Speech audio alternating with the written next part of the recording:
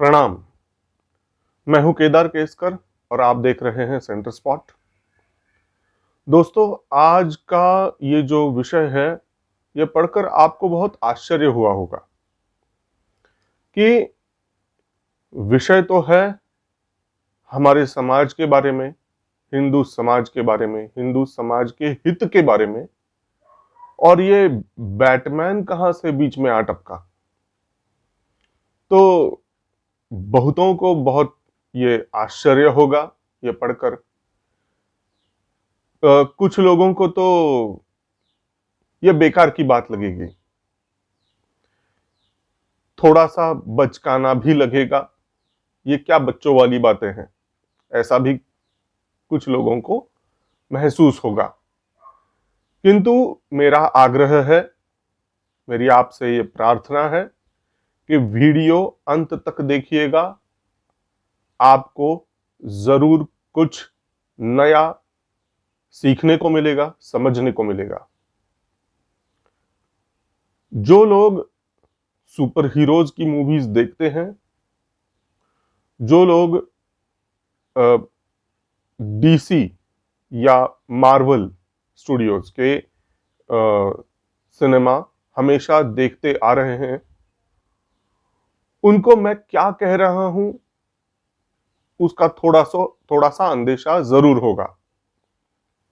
और उसमें भी बैटमैन की जो मूवीज हैं, उसमें एक्शन होता है, वीएफएक्स होता है, वो बात अलग है। लेकिन उसमें जो मैसेज होता है, सटल मैसेज होता है। कई सारे कैरेक्टर्स उसमें जो है, कई सारे जो व्यक्तित्व है, खुद बैटमैन का व्यक्तित्व, और उसमें जो एंटी हीरो होता है यानी विलन, और कई सारे सपोर्टिव कैरेक्टर्स जो हैं, उनके द्वारा जो भी वक्तव्य आते जाते हैं प्रसंगानुरूप, वो इतने मायने रखते हैं। हमारे आजू बाजू में जो भी कुछ घटित होता है समय समय के अनुसार, उस पर वो आ, कुछ इस तरह से भाष्य करता है, इस तरह से टिप्पणी होती है बैटमैन वाले मूवीज में, कि मुझे बहुत ताज्जुब होता है, बहुत आश्चर्य होता है। और हमेशा ऐसा लगता है कि हम इससे कुछ ना कुछ सीख सकते हैं, कुछ बातें, कुछ ऐसे वक्तव्य, कुछ ऐसी टिप्पणियां जो हमारे काम आ सकते हैं। तो मुझे लगता है कि मित्रों, आज हमारी हिंदू समाज की जो अवस्था है, जो स्थिति है, आपको महसूस होता होगा, आप भी देखते होंगे। सद्य स्थिति में सर तन से जुदा के नारे अब तो सर्वसामान्य हो गए हैं। देश के कई सारे हिस्सों में ये नारा गूंज रहा है। इस नारा गूंजने से कई सारे अन्य समाज के लोग रास्तों पर उतरकर ये नारा लगाने से सिर्फ कुछ नहीं होता, ये हमें पता है। इस नारे के साथ साथ कुछ घटनाएं इस देश में इस तरह से, इस प्रकार से हुई हैं, जिसकी वजह से यह नारा बहुत ही डेंजरस हो गया है, उसका खतरा बढ़ गया है। हिंदुओं के अस्तित्व के लिए एक गंभीर खतरा निर्माण हुआ है। आपको लगता होगा कि पुलिस है, प्रशासन है, तो हमें फिक्र करने की क्या जरूरत है। फिर भी मेरा यह सवाल है कि देश में कुछ एक घटनाएं ऐसी घटी हैं कि पुलिस भी थे, प्रशासन भी था, और फिर भी वो घटनाएं हुई। अमरावती में घटनाएं हुई, वो कन्हैया लाल था, उसके बाद उसके साथ भी घटनाएं हुई। तो ये तो एक बात। दूसरा ये कि अब तो लव जिहाद जैसी घटनाएं मुझे तो लगता है हर दिन एक तो घटना होती ही है। और लव जिहाद में भी बहुत सारे प्रकार हैं, यानी कि वो पीड़ित बच्ची या पीड़ित महिला सकम्ब होती है, यानी जो भी उस पर आप बीती आती है उसे वो स्वीकार कर लेती है, कोई चारा ना होने की वजह से। दूसरा एक प्रकार होता है उसमें कि वो पीड़ित महिला, पीड़ित बच्ची खुद की जान देती है, खुदकुशी कर लेती है। और तीसरा ये होता है, अगर वो विरोध करे तो उस बच्ची की, उस महिला की के साथ बुरा बर्ताव होता है। कई बार, कई दफा तो उसकी जान भी चली जाती है, या फिर वो जख्मी हो सकती है, बुरी तरह से जख्मी हो सकती है। इतना ही नहीं, उस पीड़िता के घर वालों तक परिणाम भुगतने पड़ते हैं। ऐसा कई दफा हुआ है। बलात्कार की घटनाएं तो, और वो भी गैंगरेप वाली घटनाएं, वो भी आजकल नित्य की बात हो गई है। जो केसेस रिपोर्ट होते हैं, एफआईआर होती है, उसमें कुछ कार्रवाई होती है, जो बातें मीडिया के सामने आती है वही केसेस हमारे तक पहुंचते हैं। लेकिन आपको भी पता होगा कि कई सारी ऐसी भी घटनाएं होंगी जो पुलिस तक रिपोर्ट ही नहीं होती। उसके बारे में क्या कहेंगे हम?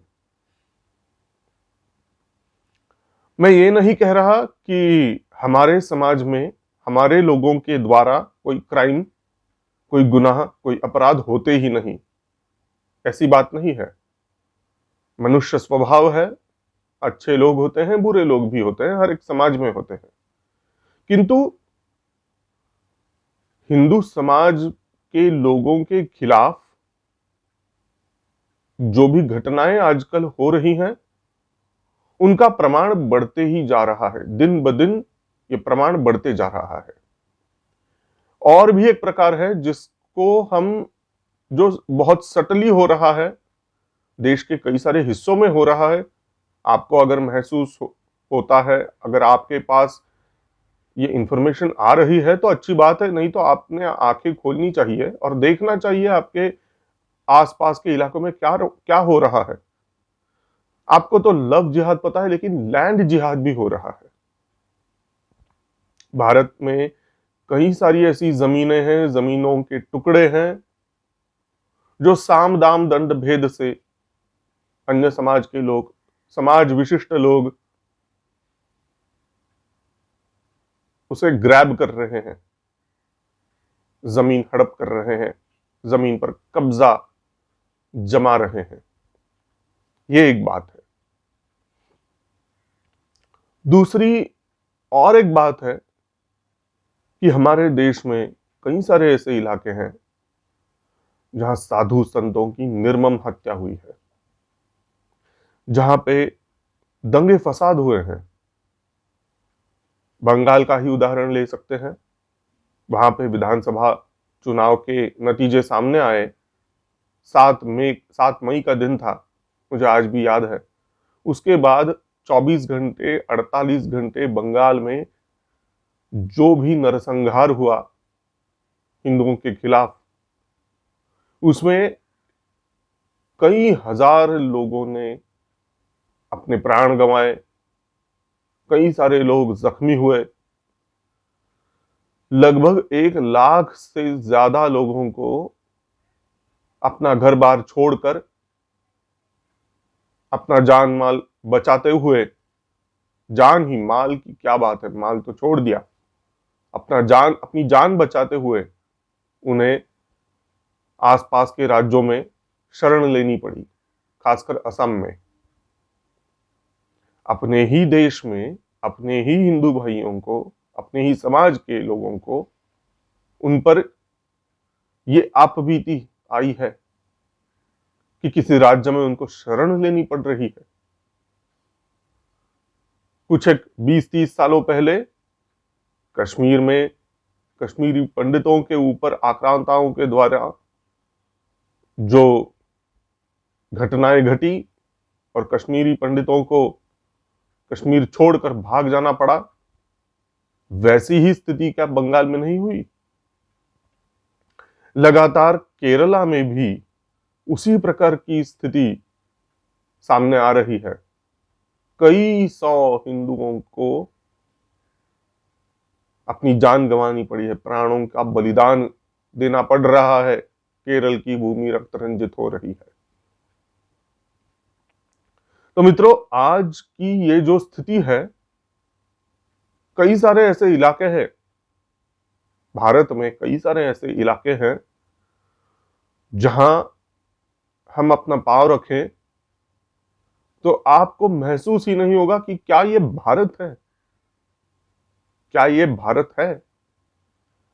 हम जैसे सर्वसामान्य लोगों को छोड़ दीजिए, कई सारे ऐसे इलाके हैं जहां से भारत सरकार के प्रतिनिधि, कई सारे सरकारी अफसर वहां पहुंच भी नहीं सकते, अंदर जा भी नहीं सकते, वहां से टैक्स कलेक्शन भी नहीं कर सकते। कोरोना के काल में, कोविड काल में वैद्यकीय कर्मचारी, वैद्यकीय अफसर सरकारी केवल इंफॉर्मेशन का संकलन करने हेतु कि घर घर में रुग्णों की संख्या कितनी है, बीमार लोगों की संख्या कितनी है, उन बीमारों की कंडीशन कैसी है, स्थिति कैसी है उनकी, उनको किन चीजों की आवश्यकता है और उनको ठीक होने के लिए क्या क्या करने की जरूरत है, इस प्रकार की इंफॉर्मेशन को इकट्ठा करने के लिए जब वैद्यकीय कर्मचारी कोविड काल में घर घर जा रहे थे तो कुछ एक मोहल्लों में उन पर पथराव हुआ समाज विशेष के लोगों के द्वारा। यह है भारत, यह है भारत की आज की स्थिति। क्या मित्रों, 1940 के बाद जो एक स्थिति उत्पन्न हो रही थी भारत में, जिसके चलते 1947 में भारत का पार्टीशन हुआ, देश का बंटवारा हुआ, क्या वही स्थिति भारत में आज उत्पन्न नहीं हुई है?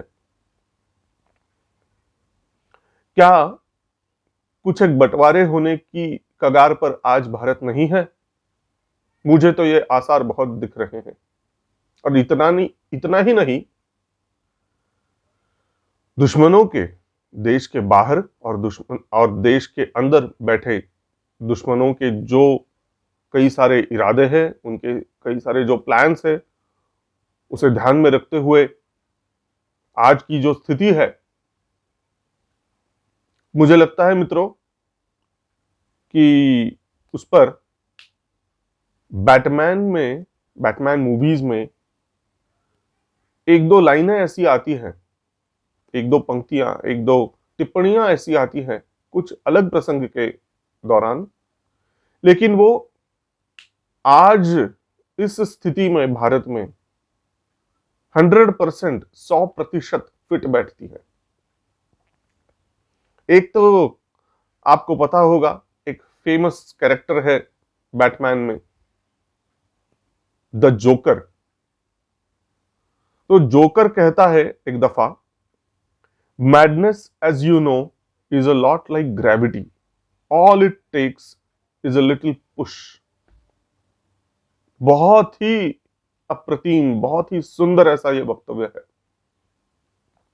वो क्या कहता है? Madness as you know is a lot like gravity. Madness जो होता है, पागलपन जो होता है, ये पागलपन बहुत हद तक गुरुत्वाकर्षण के जैसा ही होता है। गुरुत्वाकर्षण बल जो होता है, यानी ग्रेविटी, उसमें क्या होता है, चीजें आप कितनी भी ऊपर उछालो, वो अंततोगत्वा नीचे आती ही हैं। वस्तुएं कितना भी ऊपर उछालो, कितना भी दूर फेंको ऊपर, वो फिर से गिरकर नीचे आते ही हैं। क्यों? ग्रेविटी की वजह से, गुरुत्वाकर्षण बल की वजह से। तो वो क्या कहता है कि जो पागलपन होता है, जो मैडनेस होता है, वो ग्रेविटी की तरह ही होता है, गुरुत्वाकर्षण की तरह ही होता है। All it takes is a little push. एक छोटा सा, एक हल्का सा धक्का देने की बस जरूरत है। आप वो धक्का देंगे तो पागलपन शुरू होता है, ग्रेविटी की ही तरह। तो आज की ये स्थिति है कि नहीं मित्रों? आप देखिए, आप अपने आसपास देखिए, क्या आपको पागलपन दिखता नहीं लोगों में? आंखें खुली रख कर आप देखिए और कान खुले रख कर बातें सुनिए, आपको जरूर महसूस होगा मैं क्या कह रहा हूं। और एक वक्तव्य है, बैटमैन का जो कैरेक्टर है, बैटमैन का जो असली नाम होता है, वो होता है ब्रूस वेन। तो ब्रूस वेन यानी बैटमैन एक दफा कहता है, it's not who I am underneath but what I do that defines me. इसका अर्थ क्या हुआ? इसका अर्थ यह है कि मैं क्या हूं अंदर से, ये कोई कुछ मायने नहीं रखता। मैं क्या हूं, मेरी पार्श्वभूमि क्या है, मेरी बैकग्राउंड क्या है, कुछ मायने नहीं रखता। ये उसका कोई महत्व नहीं है। मैं क्या करता हूं, इस पर सब निर्भर है। यह महत्वपूर्ण है। मैं कौन हूं, यह महत्वपूर्ण नहीं है। मैं क्या करता हूं, यह बहुत ज्यादा अहम है। तो मित्रों, लोग कौन है अपने आसपास, ये मायने नहीं रख रहा आजकल। वो क्या करते हैं, उनकी करतूतें क्या है, उसे देखिए, महसूस कीजिए, आपको स्थिति का ज्ञान हो जाएगा। और भी एक बहुत ही सुंदर ऐसा वक्तव्य, एक टिप्पणी, बैटमैन के मूवीज में अल्फ्रेड पेनीवर्थ नाम का एक कैरेक्टर होता है। वो कहता है, some men just want to watch the world burn. दुनिया में कुछ लोग ऐसे होते हैं, कुछ खास लोग होते हैं, जिन्हें दुनिया जब जल रही होती है वो देखने में मजा आता है। उनका कोई स्वार्थ नहीं होता। मित्रों, जब कुछ अपराध, जब कुछ घटनाएं, दुर्घटनाएं हमारे आजू बाजू होती हैं, हमारे खिलाफ होती हैं, हमारे खिलाफ यानी व्यक्तिगत रूप से हमारे खिलाफ हो ना हो, लेकिन एक समाज के तौर पर हमारे खिलाफ जब कुछ घटनाएं होती हैं तो हमें दुख पहुंचता है और हम सोचने पर मजबूर होते हैं कि ये जो लोग, ये जो अपराधी तत्व हैं, वो ऐसा क्यों कर रहे हैं, उनकी मानसिकता क्या है, उनकी वजह क्या है। तो उस पर विचार करते करते हमें कभी कभी ऐसा लग सकता है कि शायद उन अपराधियों को, उन अपराधियों का कुछ स्वार्थ होगा, उन्हें कुछ चाहिए होगा, उनके पास कुछ कमी होगी, किसी चीज की कमी होगी, तो वह चीज पाने के लिए, कुछ हासिल करने के लिए वो ऐसा अपराध कर रहे होंगे। तो मित्रों, जब कोई सामान्य अपराध होता है तो यह बात ठीक है, यह बात उस पर लागू होती है कि लोगों का स्वार्थ होता है, इसलिए लोग चोरी करते हैं। किसी को अगर पैसों की कमी है, दूसरा कोई उपाय उसे सूझ नहीं रहा, तो वो चोरी करता है।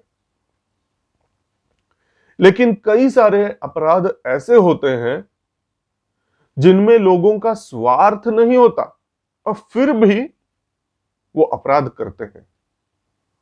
और वो अपराध जब करते हैं तो उन्हें कई दफा ऐसा लगता ही नहीं कि वो अपराध कर रहे हैं, कुछ गलत कर रहे हैं, ऐसा उन्हें लगता भी नहीं है। लेकिन वो करते हैं, क्यों करते हैं? क्योंकि उनको उसमें मजा आता है। जब दुनिया जलती है, उनको मजा आता है। बस उस मजे के लिए वो अपराध करते हैं।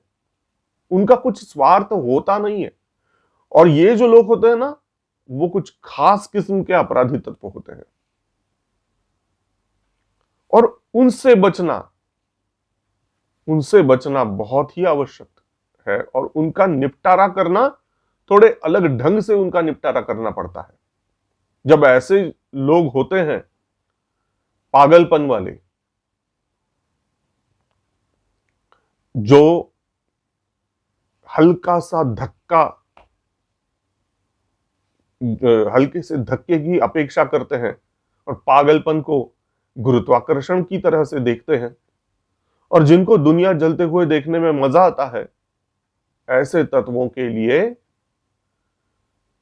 और ऐसे तत्वों का निपटारा करने के लिए कुछ एक खास लोगों की जरूरत है, खास नीति की आवश्यकता होती है, खास पॉलिसी की आवश्यकता होती है। सामान्य तौर तरीके इन लोगों के सामने फीके पड़ते हैं। और यही वजह है कि आज 75 साल होने के बाद भी देश का कई दफा, वैसे तो 47 को एक हमारा बंटवारा हुआ, लेकिन वो कुछ पहला बंटवारा नहीं था हमारे देश का, अखंड भारत का ये पहला बंटवारा हरगिज नहीं था।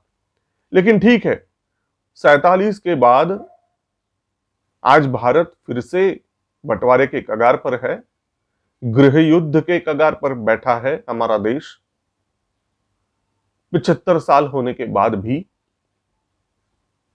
तो इसका अर्थ यही है कि देश के बाहर और देश के अंदर बैठे छिपे जो देश के शत्रु है, वो सामान्य शत्रु नहीं है। यह बात को हमें स्वीकार करना होगा। यह सामान्य शत्रु हरगिज नहीं है। और जब शत्रु सामान्य नहीं होता, तो सामान्य तौर तरीके फीके पड़ते हैं। और यही वजह है कि आज हम फिर से एक बंटवारे की ओर जा रहे हैं, प्रस्थान कर रहे हैं। तो उसका अर्थ यह है कि हमें कुछ अलग ढंग से, कुछ अलग नीति से इसका सामना करना होगा, संघर्ष करना होगा। तो हमें क्या करना होगा? दोस्तों, जब हिंसक प्रदर्शन और हिंसक नारेबाजी रास्तों पर होती है और उसे सिद्ध करने वाली कुछ घटनाएं भी होती हैं, डराया धमकाया जाता है लोगों को, निष्पाप लोगों को, तो स्वाभाविक है कि हमारे समाज के लोग डरेंगे। और हमारे समाज के लोग डरे, हमारे समाज के लोग खौफ खाए, इसीलिए ये बातें होती हैं। वो जो नारेबाजी होती है, वो जो प्रदर्शन होते हैं सड़कों पे उतरकर, और वह सिद्ध करके कुछ एक लोगों को डराया धमकाया जाता है, कि किसी का प्राण लिया जाता है, उनके घर वालों को डराया धमकाया जाता है। इस सब का हेतु क्या होता है? मकसद क्या होता है? मकसद यह होता है कि हमारे समाज को कुंठित किया जाए। हमारे समाज में जो भी कोई तत्व है जो आगे आकर, सामने आकर ललकारने की कोशिश कर रहे हैं, उन्हें चुप किया जाए, उनकी आवाज बंद की जाए। और अगर हमारे समाज के ऐसे तत्व जो सामने आकर, मुखर होकर बोल रहे हैं, व्यक्त हो रहे हैं और हमारे समाज की जागृति कर रहे हैं, हमारे समाज की वीरता को एकत्रित कर रहे हैं, संगठित कर रहे हैं, तो ऐसे संघर्ष करने वाले नायक जो होते हैं, सामने आने वाले लोग जो होते हैं, प्रमुख मुख्य जो लोग होते हैं, ऐसे लोगों को जब चुन चुन के उन्हें डराया, धमकाया, मारा जाता है, पीटा जाता है, तो उसका अर्थ यह होता है कि उस समाज को चुप किया जाए, उस समाज के हाथ पैर बांध दिए जाए, उस समाज का जो लड़ने का जो फाइटिंग स्पिरिट है उसे तोड़ दिया जाए, भस्मसात किया जाए, और जिसकी वजह से हमारे समाज के ऊपर एक प्रकार का दबाव, एक प्रेशर मेंटेन किया जा सके, और उनका, हमारे शत्रुओं का जो प्रभुत्व है इस देश में वो बना रहे। देश में बैठे किसी भी पार्टी की सरकार हो, उन सरकारों को और प्रशासन को उस समाज विशेष के बारे में एक प्रकार का प्रेशर महसूस हो और उस समाज विशेष के हित को ध्यान में रखते हुए हर एक निर्णय लिया जाए।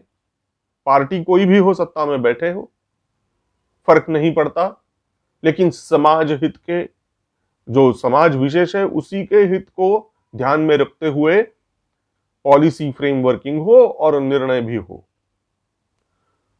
और ये जो हमारा वाला जो समाज है, जिसको हमेशा प्रताड़ित किया जाता है और जो हमेशा सहता ही आता है, हर एक किस्म के जुल्म सहता आता है, जो बोलता नहीं है, जो व्यक्त नहीं होता, जो मुखर होकर सामने नहीं आता, और जिसने खौफ खाया है समाज विशेष का, ऐसे हमारे वाले समाज का कोई न्यूसेंस वैल्यू ना होने की वजह से किसी भी प्रकार का प्रेशर हम जो क्रिएट नहीं करते, क्योंकि we are a law abiding society, कायदे मानने वाले, न्याय व्यवस्था मानने वाला हमारा जो समाज है, तो हमारी स्वाभाविक तौर पर न्यूसेंस वैल्यू 0 है, निगेटिव भी है, जिसकी वजह से हमारे देश का प्रशासन और किसी भी पार्टी की सरकारें राज्यों में या केंद्र में बैठे, वो हमें सीरियसली लेते ही नहीं। बस किसी मंदिर का उद्घाटन किया, किसी की प्रतिमा बिठा दी, किसी गांव का नाम बदल दिया, तो हो जाते हैं हम लोग खुश, हमारा समाज खुश होता है।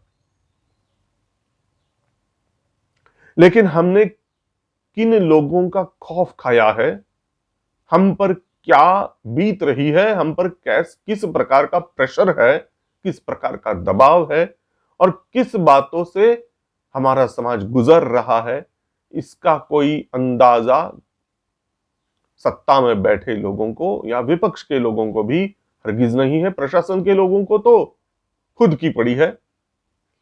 तो इस सिचुएशन में, इस परिस्थिति से बाहर आने के लिए, इस परिस्थिति को बदलने के लिए हमें क्या करना होगा? तो एक तो स्वाभाविक सी बात है कि जो सर्वसामान्य लोग होते हैं, सामान्य जन जो होते हैं, सामान्य मानवी किसी भी समाज में, और स्वाभाविक तौर पर हमारे समाज में भी जो लोग होते हैं, वो हमेशा नायक की ओर देखते हैं, उन्हें नायक की जरूरी होती है। इस प्रकार का नायक जो परिणाम का विचार ना करते हुए सामने आए, मुखर होकर, कोई भी उसे डराए, धमकाए, कुछ भी करे, हर एक प्रकार का त्याग करते हुए वो सामने आए, जिसे अंग्रेजी में वैनगार्ड कहा जाता है। ऐसी व्यक्ति सामने आए, एक नहीं कुछ अनेक उनकी टीम हो, तो ऐसी वैनगार्ड वाली टीम, नायकों की टीम सामने आए, और जिसे देखकर, जिसको आदर्श रखते हुए, उनसे प्रेरणा लेते हुए हमारा सारा समाज इकट्ठा होगा, और वो भी मुखर होगा, अपनी बातें प्रशासन के सामने रखेगा, मीडिया के सामने रखेगा, न्याय व्यवस्था के सामने रखेगा और बोलने लगेगा, कृति करने लगेगा, सिर्फ सहेगा नहीं। जब उसे लगेगा, महसूस होगा, तो वो ईंट का जवाब पत्थर से भी देगा। और यही तो बात होती है, जब आप पलट कर वार करते हैं तब आपको सीरियसली लेते हैं लोग, सामने वाले। तो इस बात के लिए मतलब किस प्रकार के, किस मिट्टी से वो नायक उभर कर सामने आने चाहिए। वो कुछ एलियंस तो नहीं होंगे, वो कुछ भगवान तो नहीं होंगे आज के दौर में। तो मित्रों, सामान्य जन से ही उभर कर वो सामने आने चाहिए, और वैसा ही होगा, वैसा ही आता हो रहा है। तो इस बारे में उनके पास कुछ असामान्य स्किल्स, असामान्य कौशल्य होने की आवश्यकता है। उसके बजाय वो नेतृत्व नहीं कर सकेंगे। और ये जो मैं नायक कह रहा हूं, जो नेतृत्व गुण कह रहा हूं, ये मैं इलेक्शन पॉलिटिक्स के बारे में बिल्कुल नहीं बोल रहा, सत्ता संपादन के लिए बिल्कुल मैं बोल नहीं रहा। ये तो रास्ते की लड़ाई के बारे में बोल रहा हूं, हमारे समाज के हित के बारे में बोल रहा हूं।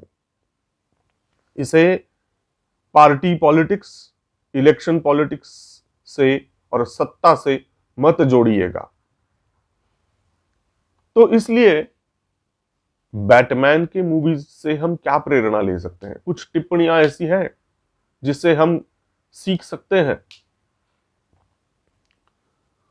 एक प्रसंग होता है जिसमें अल्फ्रेड पेनीवर्थ कहता है बैटमैन को, endure master Wayne, take it, they will hate you for it, but that's the point of Batman, he can be the outcast, he can make the choice that no one else can make, the right choice। देखिए, बहुत ही आशय गर्भ ऐसी ये टिप्पणी है। Alfred कहता है, मास्टर वेन, आपको यह सहना होगा, आपको इससे गुजरना होगा। जो भी प्रताड़ना है, पीड़ा है, जो भी क्रिटिसिज्म अपने ही लोग आप पर कर रहे हैं, जिनके लिए आप लड़ रहे हो, उनकी टीका, उनका सारा क्रिटिसिज्म आपको सहना होगा। क्यों? Take it, they will hate you for it. जो आप कर रहे हैं उसकी लोग घृणा करेंगे, आप अपने ही लोग आप पर हंसेंगे भी और आपको गालियां भी देंगे। But that's the point of Batman. लेकिन मास्टर वेन, इसी को तो बैटमैन बोलते हैं। आपको घृणा का धनी होना होगा, आपको गालियां खानी और गालियां स्वीकार करने की सहन शक्ति आप अपने अंगीभूत बनानी पड़ेगी। और यही तो बैटमैन की विशेषता है, इसी को तो बैटमैन कहते हैं। He can be the outcast, उसे आउटकास्ट की तरह बाहर फेंक दिया जा सकता है, समाज से दूर फेंका जा सकता है उसको, बैटमैन को। He can make the choice that no one else can make, the right choice। Batman की विशेषता और एक ऐसी है कि वो इस प्रकार के चॉइसेस कर सकता है, इस प्रकार का पर्याय चुन सकता है, जो अन्य लोग और कोई भी लोग ऐसे पर्याय का चुनाव नहीं करेंगे, ऐसे ऑप्शन का स्वीकार नहीं करेंगे और ऐसे चॉइसेस बिल्कुल ही नहीं करेंगे। ऐसे ऐसे चॉइसेस बैटमैन करता है, और यही तो विशेषता है बैटमैन की। तो मास्टर वेन, आपको इससे गुजरना पड़ेगा। ऐसा कहता है अल्फ्रेड पेनीवर्थ। बहुत ही आशयगर्भ टिप्पणी है, इससे प्रेरणा ले सकते हैं हमारे जो हमारे समाज के भावी बैटमैन। मुझे अपेक्षा है हमारे समाज से, भले डीसी कॉमिक्स के सुपर हीरोज हों या मार्वल स्टूडियोज के सुपर हीरोज हों, लेकिन हमारे समाज से कुछ एक सुपर हीरोज सामने आने चाहिए। सुपर हीरोज कह रहा हूं मैं, और इसका अर्थ ये नहीं कि हमारे समाज में पतलून के ऊपर चड्डी पहनने वाले सुपरमैन बने, ऐसे कपड़े पहनने की जरूरी नहीं है। आयरन मैन की तरह कोई मेटल सूट पहनने की जरूरत नहीं है। थॉर की तरह हाथ में हथौड़ा होने की जरूरत नहीं, म्योलनीर नाम का हथौड़ा होने की कोई जरूरत नहीं है। हॉकाई की तरह आपके पास धनुष बाण होने की जरूरत नहीं है। हल्क की तरह आपको ग्रीन मॉन्स्टर होने की जरूरत नहीं है, और ना ही एक्वामैन की तरह, डीसी कॉमिक्स वाले एक्वामैन की तरह आपको पानी की जल देवता होने की जरूरत नहीं है। किंतु आपको यह बात ध्यान में रखनी होगी, उसका भाव, उसका मतितार्थ आपको समझ लेना होगा कि यह सुपर हीरोज है कौन। वो सामान्य लोगों से, जनता से ही ऊपर उठकर सामने आए हैं, मुखर हुए हैं और सुपर विलन्स का सामना कर रहे हैं, संघर्ष कर रहे हैं और लोगों को बचा रहे हैं, और उसी को तो कहते हैं सुपर हीरो। तो आप जैसे हैं वैसे सामने आए। अगर आपको अपनी छवि दिखानी है तो आप दिखा सकते हैं। अगर आपको अपनी छवि को छुपाना है और लड़ना है समाज के लिए, वो भी आपके पास चॉइस है, जैसे ब्रूस वेन करता है। ब्रूस वेन अपनी छवि छुपाकर समाज का काम करता है, वो उसका चॉइस है। कुछ एक थॉर जैसे लोग होते हैं जो अपनी छवि बिल्कुल छुपाते नहीं, वो जैसे हैं वैसे लोगों को दिखाते हैं। और एक टिप्पणी है,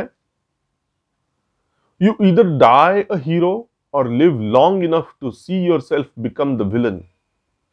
ये जो टिप्पणी है हार्वी डेंट की है, बैटमैन में ही। हार्वी डेंट कहता है कि तुम एक हीरो की तरह मर सकते हो, एक नायक की तरह तुम मर सकते हो, या बड़ी जिंदगी जी सकते हो, लेकिन एक विलन की तरह, एक खलनायक के रूप में लंबी जिंदगी जी सकते हो, या एक नायक की तरह भले छोटी हो लेकिन नायक की तरह मौत मर सकते हो। इससे आपको समझ लेना होगा कि प्राण न्यौछावर करने की भी तैयारी, मानसिक तैयारी, सर्व प्रकार की पीड़ा सहने की अपनी सहन शक्ति उस व्यक्तित्व में होनी चाहिए जिसे लगता है कि उसको सामने आकर समाज का हित करना है, समाज को बचाना है, समाज के लिए लड़ना है, समाज का सुपर हीरो जिसे होना है। एक वाक्य है, ब्रूस वेन अर्थात बैटमैन ही कहता है, maybe that's what Batman is about, not winning but failing and getting back up, knowing he will fail 1,000 times but still won't give up। Bruce Wayne यानी बैटमैन क्या कहता है, बहुत ही आवश्यक प्रकार का ये वक्तव्य है। वो कहता है, शायद यही तो है बैटमैन होना, यही तो अलग बात है, यही तो विशेषता है बैटमैन होने की। क्या है विशेषता? नॉट विनिंग, जीतना ये मकसद नहीं है बैटमैन का, बट फेलिंग, हारना भी मकसद है क्या? नहीं।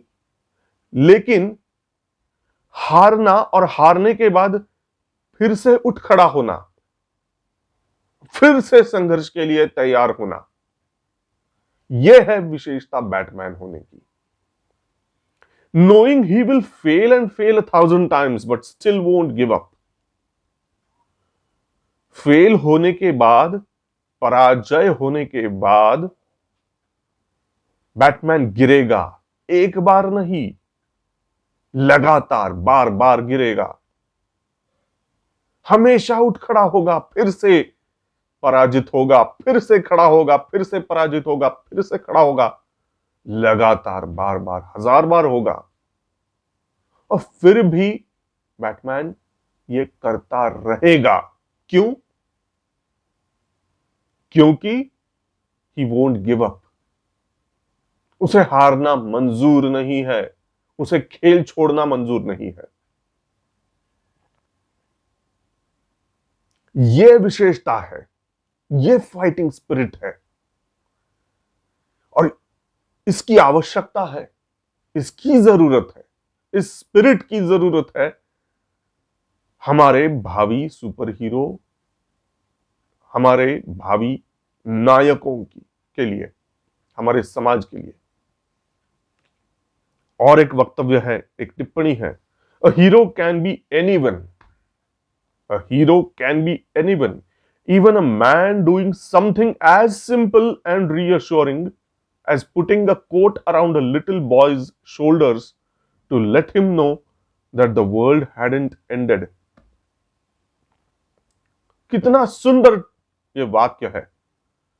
ब्रूस वेन यानी बैटमैन कहता है कि a hero can be anyone, नायक कोई भी हो सकता है। Even a man doing something as simple and reassuring as putting a coat around a little boy's shoulders.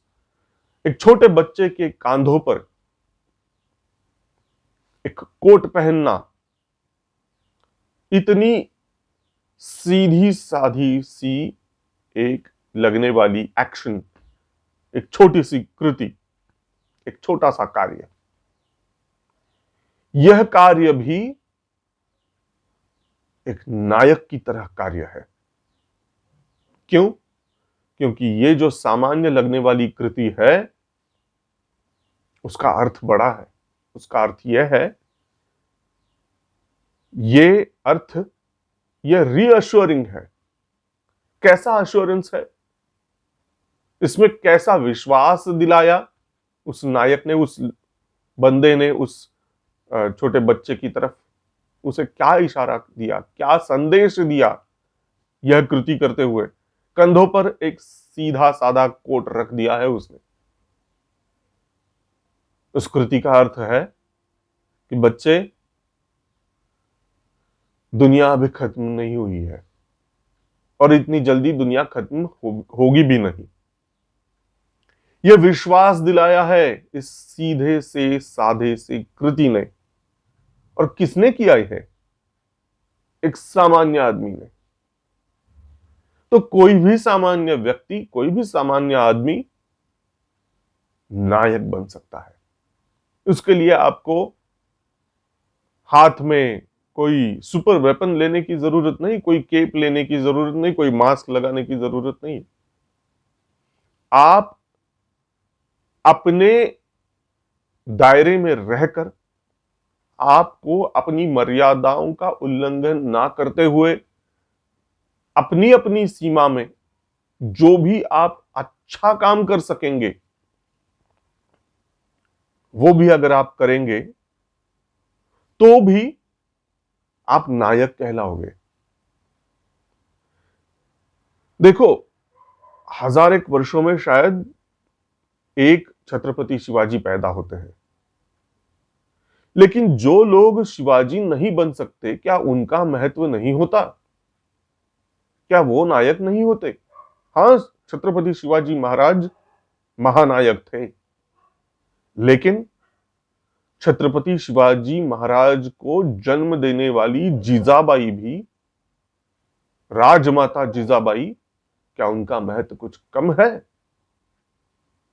उन्होंने एक बच्चा अपने कोख से ऐसा पैदा किया, उस पर गर्भ संस्कार इस तरह से किए, ऐसे ऐसे सपने देखे जब छत्रपति शिवाजी महाराज उनके गर्भ में थे, ऐसे ऐसे सपने देखे, ऐसे ऐसे विचार किए, ऐसे ऐसे संस्कार किए पेट में होते हुए, और उनको पाल पोस कर जब बड़ा किया और बड़ा करते हुए ऐसे ऐसे संस्कार किए, ऐसे ऐसी कथाएं उन्हें सुनाई, ऐसे ऐसे आदर्श उनके सामने रखे और इस प्रकार के आदेश उन्हें दिए, इस प्रकार की सोच उनको दी, इस प्रकार की दृष्टि उन्हें दी, जिसकी वजह से छत्रपति शिवाजी महाराज, जिन्हें हम आज जिस रूप में देखते हैं, जिस विराट रूप में उन्हें देखते हैं, उस रूप में वो ढल गए और सारे कीर्तिमान प्रस्थापित किए। तो आप छत्रपति शिवाजी महाराज नहीं बन सकते तो आप महारानी जीजाबाई, राजमाता जीजाबाई होने का आप आदर्श रख सकते हैं। अर्थात यह कार्य भी बहुत बड़ा है, बहुत कठिन है। राजमाता जीजाबाई होना और शहाजी राजे भोसले होना यह सामान्य काम नहीं है। और एक बात है, अगर इतने बड़े आप काम कर नहीं सकते तो आप एक सामान्य मावड़ा छत्रपति शिवाजी महाराज का लड़ने वाला एक वीर योद्धा, वह तो आप कम से कम बन सकते हो। वह लक्ष्य आप अपने सामने रख सकते हो। और वो छत्रपति शिवाजी महाराज और उनके वीर योद्धा, ये बातें अगर आज के युग के लोगों को आप अगर उसे कल्पित नहीं कर सकते, तो आज आपने सुपर हीरोज की मूवीज देखी हैं, बैटमैन की मूवीज देखी हैं, तो गॉथम सिटी को बचाने वाला बैटमैन आप बन सकते हो। वो गॉथम सिटी को बचाता था। आज के युग में हमें हमारे समाज को बचाना है। हमारे समाज को बचाने वाले बैटमैन आप बन सकते हो। और एक नहीं, एक बैटमैन नहीं, बैटमैन की एक टीम चाहिए। उसे आप जस्टिस लीग कहो या एवेंजर्स कहो, नाम कोई भी दो, नाम का महत्व नहीं है, लेकिन सुपर हीरो की आवश्यकता है, सुपर हीरोज की टीम की आवश्यकता है। हमारे समाज की यह आवश्यकता है, हमारे समाज की यह जरूरत है, आज के समय की, आज के दौर की यह जरूरत है। तो मित्रों, ये जो मेरा संदेश है, ये जो मेरी विनती है, प्रार्थना है, उसे सीरियसली ले, गंभीरता से ले, उस पर सोच विचार करें और हो सके तो अमल करें। वीडियो अगर आपको अच्छा लगा हो तो उसे लाइक, शेयर और हमारे सेंटर स्पॉट को जरूर सब्सक्राइब कीजिएगा। धन्यवाद।